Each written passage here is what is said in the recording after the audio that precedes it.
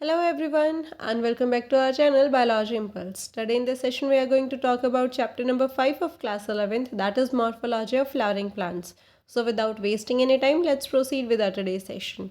In the previous video of this chapter we have already discussed about the root and the stem. Now we will proceed with leaf. So leaf is basically the vegetative organ of a plant. Vegetative organ basically वो organ होते हैं जो reproduction में participate नहीं करते हैं. Root stem leaves जो हैं वो किसी भी प्लांट के वेजिटेटिव पार्ट हैं. वहीं अगर हम फ्लावर की बात करें तो वो प्लांट का रिप्रोडक्टिव ऑर्गन है.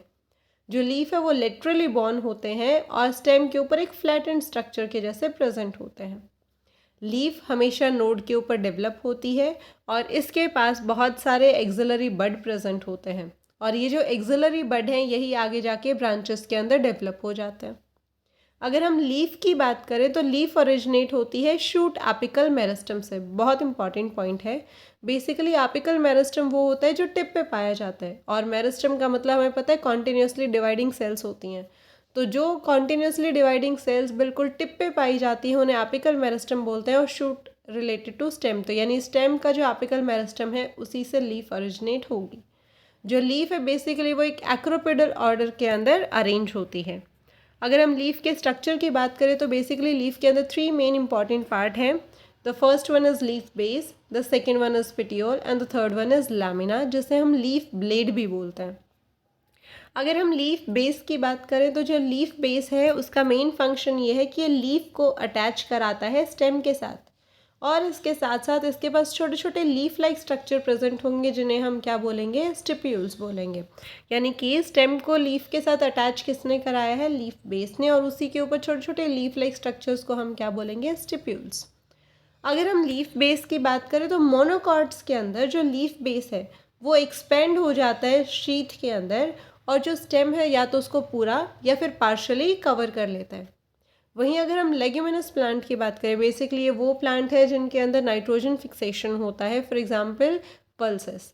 इनके अंदर जो लीफ बेस है ये पूरा स्वेलो हो जाता है और उस टाइम पे उसे हम बोलते हैं पल्वाइनस. इंपॉर्टेंट पॉइंट है कि लेग्यूमिनस प्लांट के अंदर जो पल्वाइनस है ये पाया जाता है. और पल्वाइनस है क्या, जो लीफ बेस है वो स्वेलो हो जाता है और उसी से पल्वाइनस बनता है. Now we will talk about venation, but उससे पहले हम वेनेशन की बात करें एक बार लीफ को हम लोग डायग्राम की मदद से देखते हैं.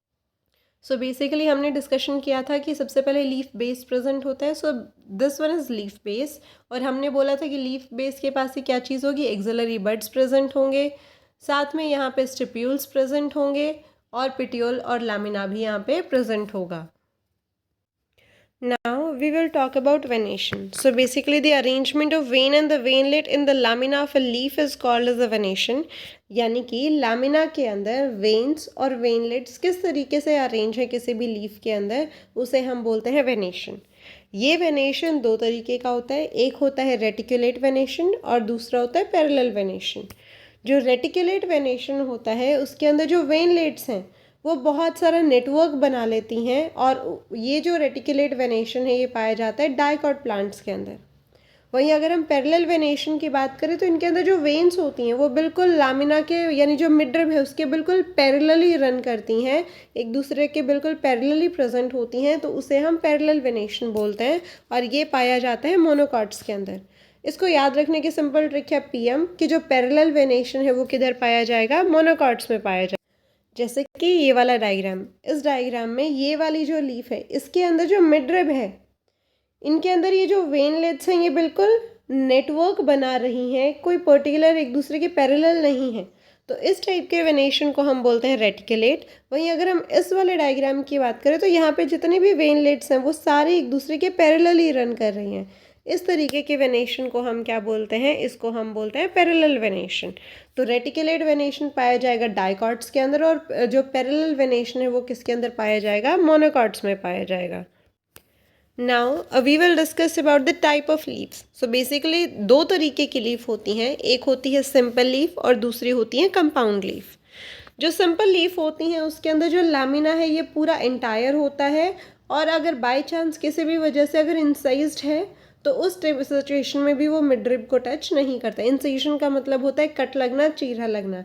तो अगर यहाँ पे इंसीजन अगर है भी तो भी वो कभी मिडरिब को टच नहीं करता है.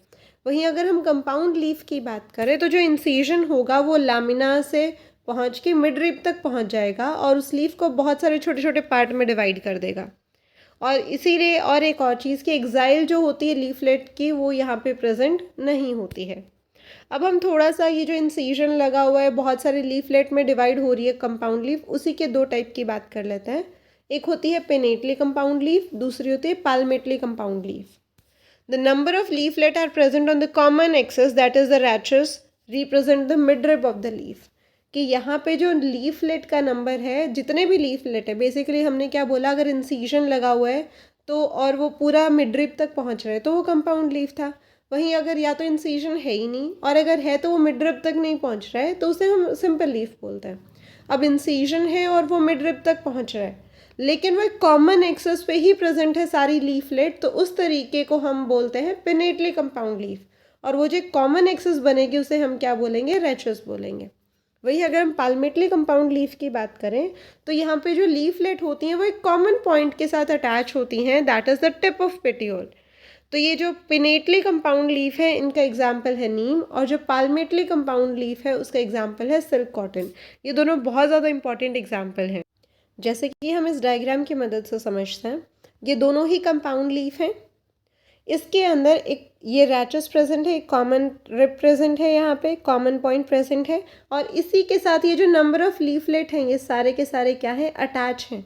तो ये पिनेटली कंपाउंड लीफ है। वहीं अगर हम इस दूसरे डायग्राम की बात करें तो इसके अंदर आपने देखा कि सारी लीफलेट एक कॉमन एक्सिस के साथ अटैच है। यहाँ पे क्या है, यहाँ पे पूरे रैचेस प्रेजेंट है और उसके साथ हमारे जितने भी लीफलेट है वो प्रेजेंट है, लेकिन यहाँ पे सारी की सारी लीफलेट एक कॉमन एक्सिस के साथ अटैच है।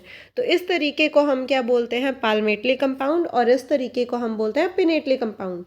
पाल्मेटली का एग्जाम्पल हमने पढ़ा था सिल्क कॉटन, और पिनेटली का एग्जाम्पल हमने क्या पढ़ा था, neem. Now the next topic is phyllotaxy. Phyllotaxy का सिंपल मतलब है कि जो लीफ है वो किस तरीके से अटैच है ब्रांच या स्टेम के ऊपर, उसे हम बोलते हैं फाइलोटेक्सी। ये जो फाइलोटेक्सी है या फिर जो अरेंजमेंट है लीफ का, वो तीन तरीके से हो सकता है किसी भी स्टेम के ऊपर।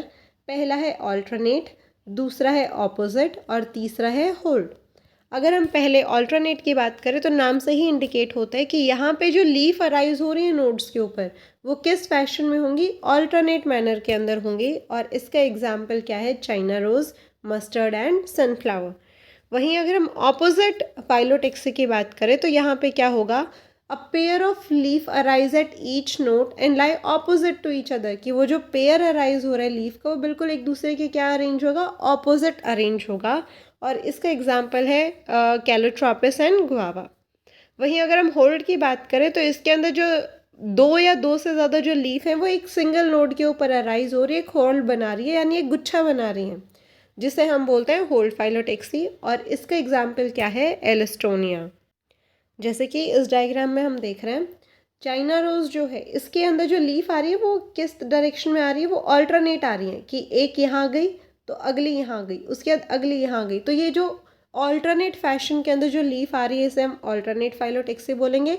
यहाँ बिल्कुल आ रही है, ऑल्टरनेट नहीं आ रही है, यहाँ पे बिल्कुल एक दूसरे से ऑपोजिट आ रही है, पेयर में आ रही है लेकिन एक दूसरे से क्या आ रही है, बिल्कुल ऑपोजिट आ रही है गुआवा के अंदर। तो ये एग्जाम्पल है ऑपोजिट फाइलोटेक्सी का। वहीं अगर हम होल्ड की बात करें तो हम यहाँ देख रहे हैं कि एक गुच्छा बन रहा है सारी लीव्स का, और इस तरीके की फाइलोटेक्सी को हम क्या बोलते हैं, hold phyllotaxy. Next topic is inflorescence. So basically जो फ्लावर होता है वो एक मॉडिफाइड शूट होती है, यानी एक मॉडिफाइड स्टेम है बेसिकली फ्लावर, और रिप्रोडक्टिव ऑर्गन है किसी भी फ्लावर का, किसी भी प्लांट का बेसिकली।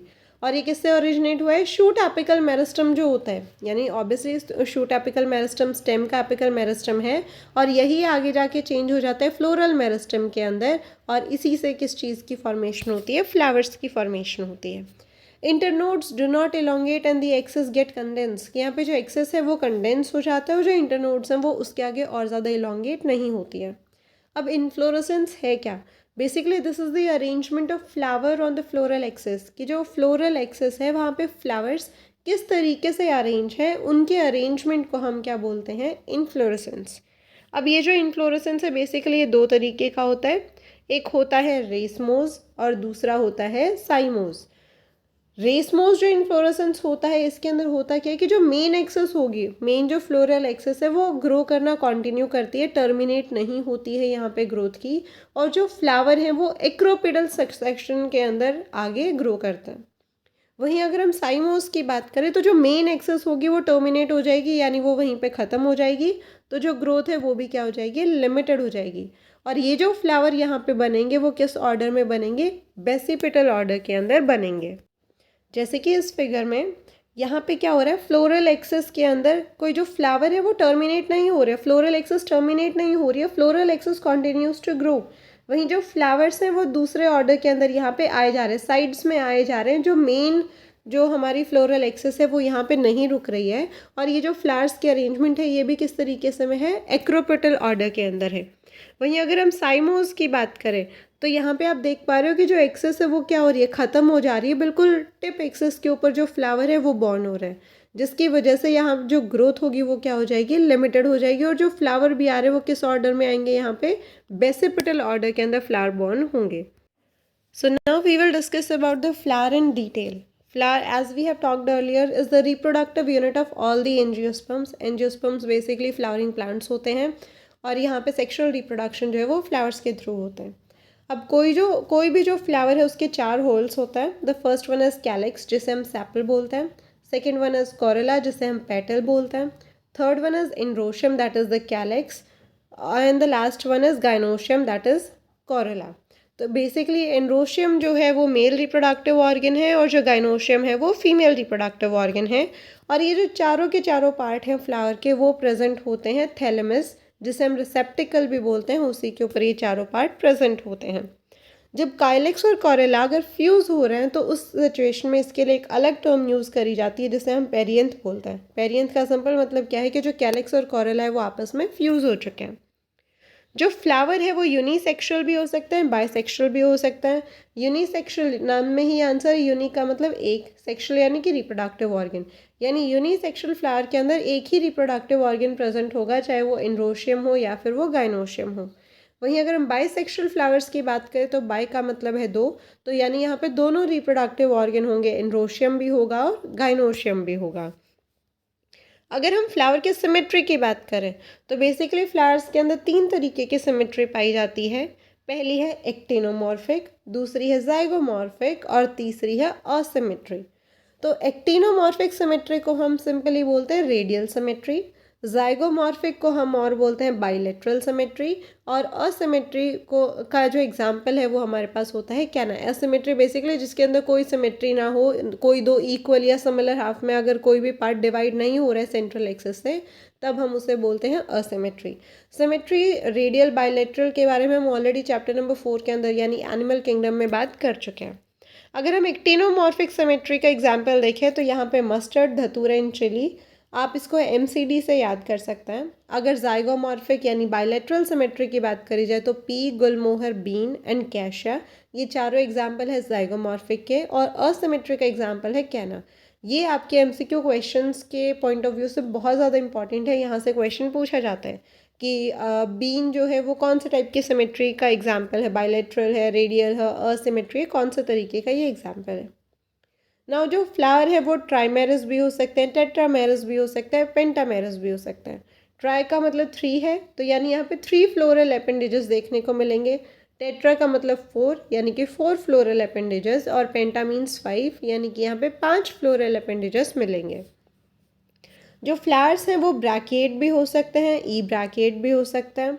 अगर ब्रैकिएट फ्लावर्स हैं तो उनके अंदर जो लीफ है वो रिड्यूस हो जाती है पेडिसल के ऊपर, वहीं अगर ई ब्रैकिएट हैं तो उनके अंदर ब्रैकिएट पाया ही नहीं जाता।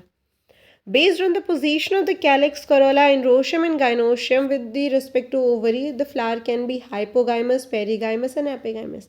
यानी कि कैलिक्स, कोरोला और एंड्रोशियम किस तरीके से अरेंज है ओवरी के रिस्पेक्ट में, उसको हम उसके बेसिस पे हमने फ्लावर्स को बेसिकली 3 अलग अलग पार्ट्स में डिवाइड किया है। पहला है हाइपोगाइनस। अगर हाइपोगाइनस कंडीशन की हम बात करें तो यहाँ पे जो ओवरी है वो हाईएस्ट पोजीशन ऑक्यूपाई करती है। हमने क्या बोला, हम यहाँ पे 4 चीज़ें, हमारे पास 4 पार्ट थे फ्लावर के, एंड्रोशियम, गाइनोशियम, कैलिक्स और कोरेला। तो कैलिक्स, कोरेला और उसके साथ साथ एंड्रोशियम किस तरीके से, यानी ओवरी से ऊपर प्रेजेंट है, ओवरी के बराबर में प्रेजेंट है, या ओवरी से नीचे सिचुएटेड है, उसके बेसिस पे हमने 3 अलग अलग पार्ट में उनको डिवाइड किया है। तो अगर मैं हाइपोगाइनस ओवरी की या हाइपोगाइनस फ्लावर की बात करूं तो यहाँ पे ओवरी सबसे ऊपर होगी, कैलिक्स कोरोला और जो एंड्रोशियम है वो क्या होंगे, उसके नीचे प्रेजेंट होंगे, यानी टॉप मोस्ट पोजिशन ओवरी के पास है, इसीलिए हम इसे और क्या बोलते हैं, सुपीरियर ओवरी भी बोलते हैं। इसका एग्जाम्पल है mustard, China rose and brinjal. अगर हम पेरीगाइनस फ्लावर्स की बात करें तो यानी यहाँ पे ओवरी सेंटर में प्रेजेंट है, यानी कि चारों के चारों holes, calyx Corolla androecium gynoecium सारे के सारे एक लेवल पे प्रेजेंट हैं। तो इस सिचुएशन में हम ओवरी को क्या बोलेंगे, हाफ इन्फीरियर ओवरी। इसका एग्जाम्पल है हमारे पास प्लम, रोज एंड पीचेस। वहीं अगर हम एपिगाइनस फ्लावर्स की बात करें तो यहाँ पे ओवरी बिल्कुल लोवेस्ट पोजीशन पे है, यानी बेस पे प्रेजेंट है। इसका मतलब कैलिक्स कोरोला और एंड्रोशियम ओवरी से ऊपर प्रेजेंट है। इस तरीके की ओवरी को हम क्या बोलते हैं, इन्फीरियर ओवरी। और इसका एग्जाम्पल है guava, cucumber and sunflower. Now the parts of a flower की जो पार्ट हमने बोला कि 4 होल्स प्रेजेंट होते हैं, उनको थोड़ा डिटेल में डिस्कशन करते हैं। पहला हमने बोला था कैलिक्स, तो जो सैपल यानी जो ग्रीन पार्ट होता है फ्लावर का, जो बिल्कुल बेस पे प्रेजेंट होता है, उसे हम क्या बोलते हैं, कैलिक्स। सबसे बाहर की तरफ यही प्रेजेंट होता है और ये फ्लावर को उसकी बड स्टेज यानी जो उसकी इनिशियल स्टेज है उसके अंदर प्रोटेक्ट करता है। अब जो सेपल्स हैं वो 2 तरीके से हो सकते हैं, they can be gamosepalous, they can be polysepalous. अगर सेपल्स यूनाइटेड हैं तो वो गैमोसेपिलस हैं, वहीं अगर सेपल्स फ्री हैं एक दूसरे से तो उसे हम क्या बोलेंगे, पॉलीसेपिलस बोलेंगे। अगर हम कोरोला की बात करें तो पेटल्स को कोरोला बोला जाता है। बहुत सारे अलग अलग कलर्स के प्रेजेंट होते हैं। उनका सिंपल फंक्शन ये है कि ये जितने भी इंसेक्ट हैं उनको अट्रैक्ट करते हैं पॉलिनेशन के लिए। नाउ जो कोरोला है वो भी 2 तरीके से है, गैमोपेटलस है और पॉलीपेटलस। अगर पेटल्स यूनाइटेड हैं तो वो गैमोपेटलस, वहीं अगर पेटल्स फ्री हैं तो वो क्या होंगे, पॉलीपेटलस। इनकी पेटल्स की जो शेप है वो अलग अलग हो सकती है। They can be tubular, bell shaped, funnel shaped, किसी भी तरीके के हो सकते हैं। Now we will discuss about aestivation. सो बेसिकली एसिटिवेशन क्या है, अरेंजमेंट है सेपल्स का और पेटल्स का फ्लोरल बड के ऊपर, यानी कि वो जो सेपल पेटल है वो किस तरीके से अरेंज हैं हमारे फ्लावर के अंदर, उसके लिए हमने टर्म यूज़ करी है एसिटिवेशन। जो एसिटिवेशन है वो बेसिकली 4 तरीके का हो सकता है। It could be valvate, it could be twisted, it could be imbricate और इट कैन बी वेक्सिलरी, जिसे हम पेपिलिनस भी बोलते हैं। अगर हम वेलवेट की बात करें तो यहाँ पे जो सेपल पेटल हैं ये एक दूसरे को बिल्कुल उसके मार्जिन के ऊपर ही टच करते हैं, यानी बहुत ज़्यादा ओवरलैपिंग देखने को नहीं मिल रही है, बिल्कुल एक दूसरे के मार्जिन पे ही एक दूसरे को टच कर रहे हैं। इस तरीके की एसिटिवेशन को हम वेलवेट बोलते हैं और इसका एग्जाम्पल है कैलोट्रोपिस। अगर हम ट्विस्टेड एसिटिवेशन की बात करें तो यहाँ पे जो एपेंडेजेस हैं वो क्या, यानी जो सेपल पेटल है वो एक दूसरे को क्या करते हैं, ओवरलैप कर रहे हैं, सिर्फ एक दूसरे के साथ टच में नहीं, एक दूसरे को थोड़ा थोड़ा ओवरलैप कर रहे हैं, उस तरीके को हम बोलते हैं ट्विस्टेड। इसका एग्जाम्पल है China rose, lady finger and cotton. अगर हम इम्ब्रिकेट की बात करें तो यहाँ पे जो सेपल और पेटल हैं ये एक दूसरे को ओवरलैप तो करते हैं लेकिन किसी एक पर्टिकुलर डायरेक्शन में नहीं करते, तो इसको हम बोलते हैं इम्ब्रिकेट। यानी इम्ब्रिकेट और ट्विस्टेड में डिफरेंस क्या हुआ, ओवरलैपिंग तो ट्विस्टेड में भी है लेकिन वो एक पर्टिकुलर डायरेक्शन में है, ओवरलैपिंग इम्ब्रिकेट में भी है लेकिन किसी पर्टिकुलर डायरेक्शन में नहीं है।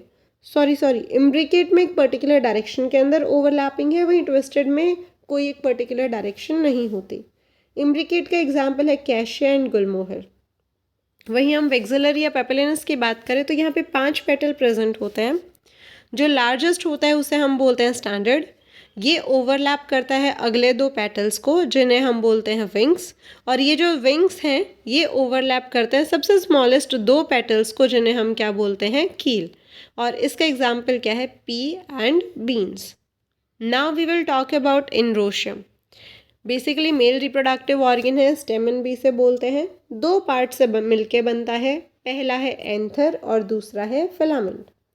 जो एंथर है वो एक बाइलॉब्ड ऑर्गन है और ये पोलन ग्रेन को प्रोड्यूस करता है।